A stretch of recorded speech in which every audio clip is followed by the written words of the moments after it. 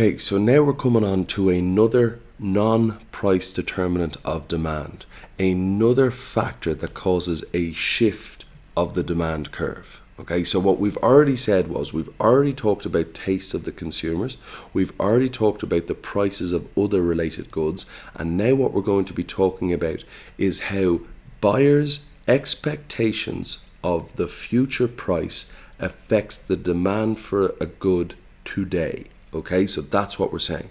To remind ourselves what an outward and inward shift is, an outward shift is when the entire demand curve shifts outwards and to the right. This means that at every effective price more is bought, and it is called an increase in demand, not an increase in quantity demanded. It's a shift, so it's a change in demand. An inward shift of the demand curve means at every price less is bought, and this is called a decrease in demand. Now, if consumers expect that future prices are likely to be greater in the future, this might cause an increase in the demand now. So the idea is that if you think that the price of something is going to go up in the future, you'll say, I'll buy it now at the cheaper price because I believe if I wait until the future, it will cost me more then. So an expected future price increase can cause an increase in the demand now, which is an outward shift of the demand curve. Okay, so that's what we're saying. So if the price is going up, you're going to buy more now.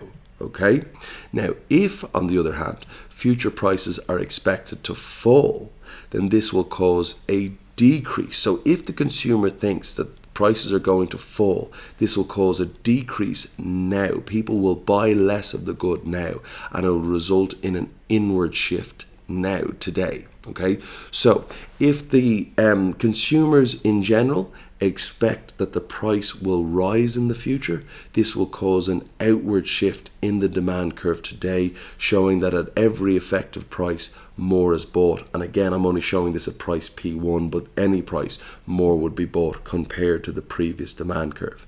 And the reason is because they want to save money by buying it today, because they believe that the price of the good will increase in the future. If, on the other hand, consumers believe that the price of the good will decrease in the future, they will buy less today in the hope that they can buy more in the future and as such save price.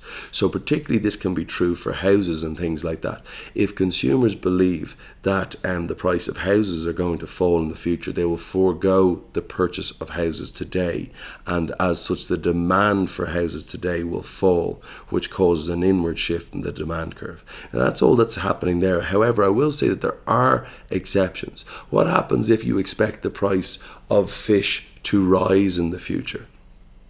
It may not necessarily cause an increase in the demand for fish today, because we're talking about fresh fish, because the reason is you can't hold fresh fish unless you freeze it, and then you kind of lose the desirability. It's not as nice if it's been frozen and then thawed and then eaten.